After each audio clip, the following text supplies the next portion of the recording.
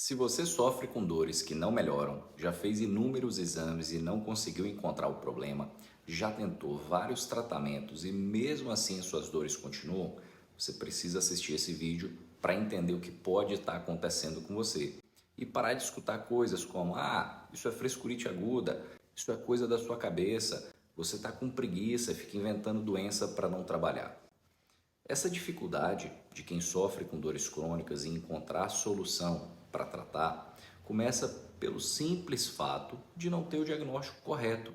Ou seja, para tratar as dores, o primeiro passo é identificar qual a causa dessas dores. Uma das principais causas da dor é a fibromialgia. A demora em tratar essas dores gera uma incapacidade física, ou seja, a pessoa deixa de conseguir trabalhar, estudar, se exercitar e até de se divertir por conta da dor ou pelo medo em sentir dor novamente. Além do dano físico, esse comportamento gera um dano psicológico muito grande, pois pensamentos como: não posso fazer o que todo mundo consegue, será que vou ficar inválido? Ou até mesmo: será que tem alguma doença mais grave e não estão me contando? Passam a ser muito frequentes no dia a dia dessa pessoa e aumentam o sofrimento dela. Recentemente eu fiz uma pesquisa sobre o tema e não encontrei nada que fosse tão detalhado sobre essa doença, a fibromialgia, que acomete mais de 470 milhões de pessoas no mundo todo. Por ser uma condição muito frequente no meu consultório e pela quantidade grande de pessoas que me procuram com dúvidas, eu resolvi trazer esse vídeo o mais completo possível para te ajudar a entender as causas e os tratamentos possíveis para a fibromialgia. Eu sou Fabrício Favalesa, cirurgião ortopedista focado em tratamento da dor e quero te ajudar a tratar suas dores e recuperar sua qualidade de vida. Então, já dá like aqui nesse vídeo e me segue para mais informações como essa. O primeiro passo é entender que a fibromialgia é uma doença multifatorial que causa dor crônica generalizada, mais comum em mulheres na faixa de 35 a 50 anos de idade. Os dois principais sintomas da fibromialgia são: 1. Dor generalizada, há mais de 3 meses, podendo com frequência variar o local em que acontece, ou seja, dói o corpo todo, fica mudando de lugar. Tem dias até que os pacientes falam que parece que não tem 1 centímetro do corpo que não incomode. Segundo sintoma, fadiga, cansaço, aquela sensação de estar sempre indisposto, sem ânimo para nada, mesmo que para fazer tarefas tão importantes como trabalhar, estudar e até de sair para se divertir. Além da dor crônica e fadiga, alterações do humor como tristeza, ansiedade, dormências, que são aqueles formigamentos pelos pés e mãos, dor de cabeça, principalmente ao final do dia, e até alterações intestinais são outros sintomas que podem estar presentes em pacientes com fibromialgia. Um fator que dificulta o diagnóstico é que não tem nenhum exame capaz de detectar a fibromialgia, ou seja, para fazer o diagnóstico o médico precisa conhecer bem a doença e seus sintomas, porque só assim ele consegue fazer esse diagnóstico. Agora você pode estar se perguntando: tá bom, Fabrício, já entendi o que é, quais são os principais sintomas e como faz o diagnóstico.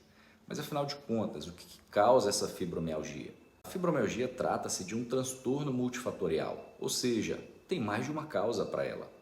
Alguns desses fatores são traumas sofridos, seja psicológicos ou físicos, disbiose intestinal, que a gente vai falar mais à frente, mitocondriopatia e até história familiar. A mãe, a avó teve, enfim, já eu explico melhor para vocês sobre esses fatores. O que sabemos é que de fato existe uma alteração na sensibilidade dolorosa dos pacientes. Eles adotam um estado de hipersensibilidade. Só para deixar claro, hipersensibilidade não é algo que a pessoa está inventando ou simulando.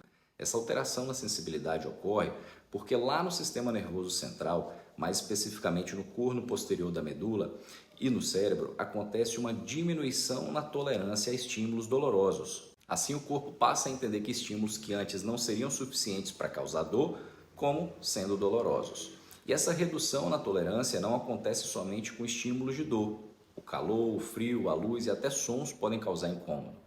Fazendo uma analogia, é como se colocássemos um microfone na dor da pessoa, amplificando aquela sensação de dor que ela sente. Isso transforma estímulos que não seriam dolorosos a ninguém em estímulos dolorosos para pessoas com fibromialgia. Eu sei que está parecendo um pouquinho complicado de entender, mas eu vou tentar simplificar. Para isso eu vou explicar como a dor funciona.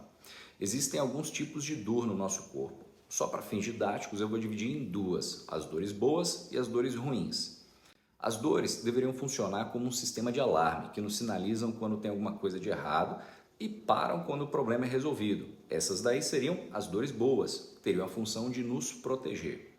Porém, quando esse sistema de alarme para de funcionar de maneira correta, ele começa a funcionar de uma maneira muito desregulada, ele passa a mandar o recado de dor toda hora, o tempo todo, mesmo quando o problema já foi resolvido, ou até mesmo quando não tem problema nenhum. Essas seriam as dores ruins, as quais o nosso corpo não foi feito para sentir.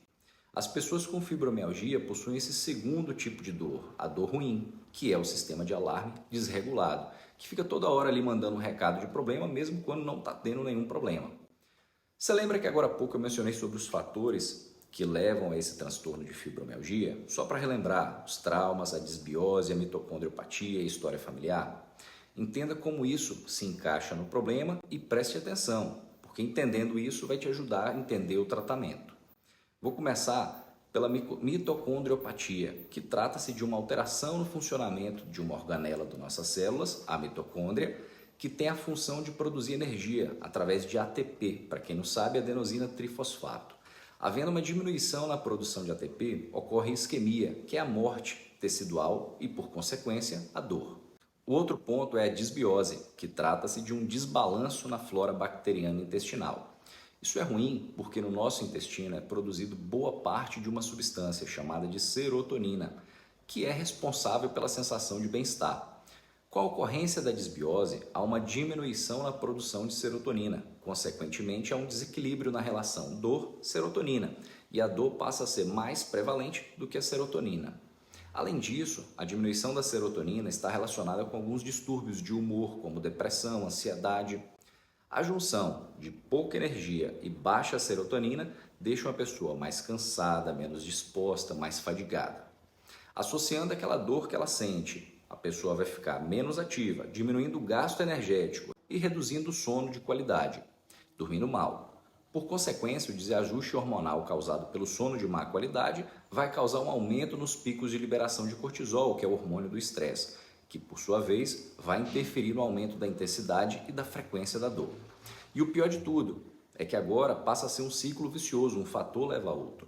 Entender esse mecanismo é a chave para entender o tratamento que vamos falar agora. Mas antes, quero pedir para você que curta esse vídeo e compartilhe com o máximo de pessoas para me ajudar a continuar levando esse tipo de informação para você e levar esse recado para quem sente dor. Deixa um comentário aqui embaixo também me dizendo se você está entendendo tudo até agora ou se ficou alguma dúvida. Tratamento. A melhor forma de tratar é através de uma abordagem multidisciplinar, que é o que eu vou explicar agora. Começando com medicamentos, que são vários. Eu vou falar de alguns principais aqui só para a gente poder ilustrar. Número 1, analgésicos. Por exemplo, a dipirona, o paracetamol. São os primeiros a serem adotados para tratar dor. Praticamente todo mundo que sofre com fibromialgia usou ou ainda usa algum desses medicamentos. As doses podem variar bastante de acordo com a necessidade do paciente, mas com frequência utiliza 1 grama de dipirona a cada 4 horas aproximadamente.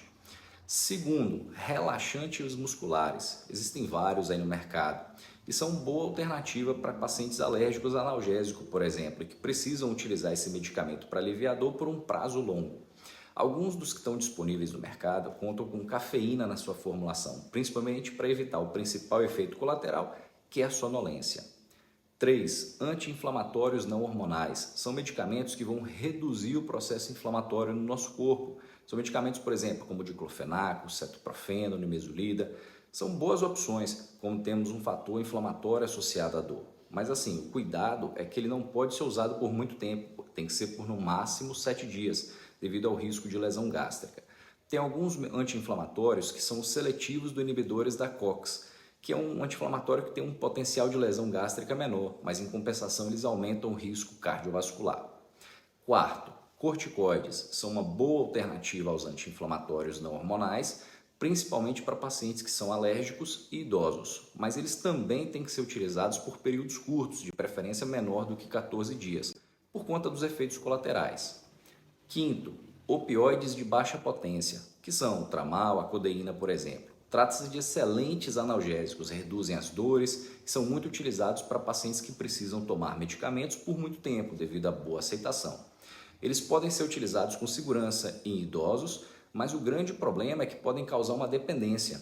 E por isso é que, de todos que eu mencionei até agora, esses são os primeiros que só são vendidos com receita médica. Sexto, opioides fortes. Aqui eu começo a falar dos analgésicos mais potentes disponíveis.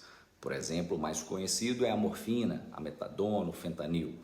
Todos esses são utilizados em casos de dores intensas e de difícil controle. Mas atenção, eles podem causar dependência e efeitos colaterais muito sérios, incluindo até parada cardiorrespiratória por overdose.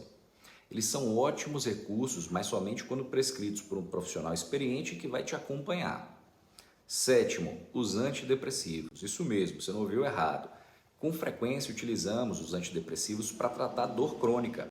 Medicamentos como a amitriptilina, por exemplo, que foi desenvolvida para o tratamento da depressão, mas que observamos ter um excelente resultado no tratamento da dor. Diferente do que eu mencionei até agora, o efeito dela não vai ser de imediato ali para aliviar a sua dor.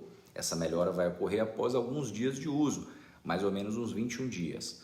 Além do efeito de reduzir as dores, os pacientes com dor crônica com frequência têm alguns transtornos como depressão, ansiedade, até insônia. Pensando nisso, essa categoria de remédios vai ajudar a controlar esses efeitos também, por isso que a gente associa bastante. 8. Anticonvulsivantes. Medicamentos como pregabalina e gabapentina são excelentes opções para tratamento das dores crônicas, principalmente aquelas dores ditas como neuropáticas, que acometem ali algum nervo. Por exemplo, o nervo ciático começa lá na coluna e irradia pelos membros inferiores. Assim como os antidepressivos, que são medicamentos que demoram alguns dias para fazer o efeito, os anticonvulsivantes também vão levar alguns dias para poder fazer o efeito máximo esperado. Canabidiol, eu deixei esse aqui por último por ser o mais recente de todos, que eu mencionei até agora, e trata-se de uma substância que vem sendo muito utilizada para tratamento de diversas patologias, dentre elas a dor crônica. Ela possui muitos efeitos benéficos para o paciente que já estão sendo bem divulgados, como alívio da dor, controle da ansiedade, aumento do apetite, melhora do sono e uma série de outras. Mas assim, atenção, nenhuma substância é isenta de efeitos colaterais. O canabidiol também tem as suas contraindicações, efeitos colaterais, e seu uso tem que ser acompanhado por um profissional que já domine como é que vai manejar esse uso do canabidiol. Basicamente, esses são os principais medicamentos que a gente tem a utilização na prática clínica para tratamento da fibromialgia. Agora eu quero falar com vocês um outro ponto tão importante quanto, que é o tratamento não farmacológico. A maioria dos pacientes que chega até mim não está tratando, ele está apenas amenizando as dores que sente. Geralmente, eles chegam utilizando muitos medicamentos, os anti-inflamatórios, os antidepressivos, os analgésicos, mas as doses são cada vez maiores e o período de alívio é cada vez menor. Uma vez uma paciente me disse assim: Dr. Fabrício, já tomei todos os remédios que você imaginar, e mesmo assim, se eu acordar sem sentir dor, eu vou ficar preocupada, porque eu vou achar até que eu estou morta. Isso porque ela está tão acostumada a sentir dor e nenhum remédio mais melhorar. Por isso eu quero que você entenda que os medicamentos são fundamentais no tratamento, mas não é somente tomar remédio que vai te ajudar a tratar suas dores. Isso acontece porque a compreensão do tratamento está equivocada, ou seja, o foco está apenas em tratar os sintomas, sem ir a fundo nas causas.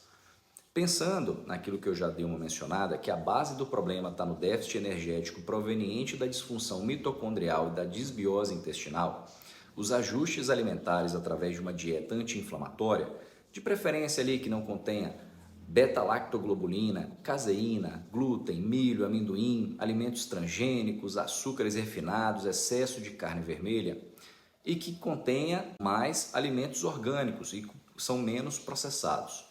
Eu gosto muito da dieta do Mediterrâneo, que atualmente está sendo a mais promissora no tratamento das dores crônicas, mas não é a única existente.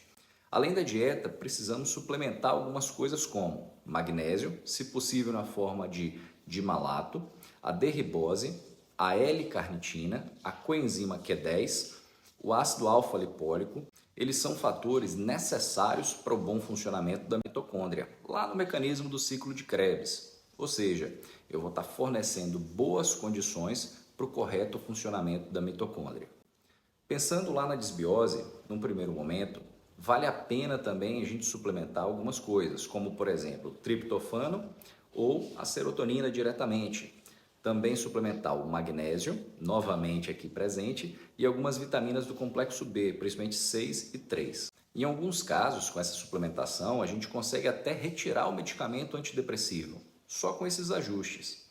Utilizar também pré e probiótico e a vitamina A. Assim é possível a gente reverter o quadro de disbiose para eubiose ou simbiose.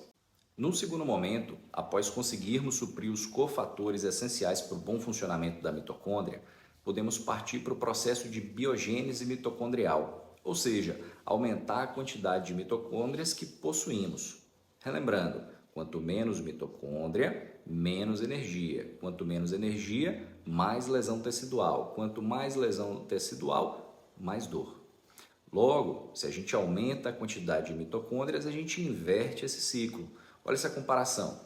Em um tecido muscular, ele passa de 2.000 a quantidade de mitocôndrias existentes, enquanto que num tecido lipídico, que é a gordura, essas mitocôndrias ficam em torno de 400. Só por aí podemos deduzir que uma das formas para aumentar o número de mitocôndrias é através do ganho de massa muscular. Para isso é necessário atividade física. Mas olha que situação. Por um lado, o paciente sente dor e pode piorar com a atividade física, principalmente pela liberação do ácido lático.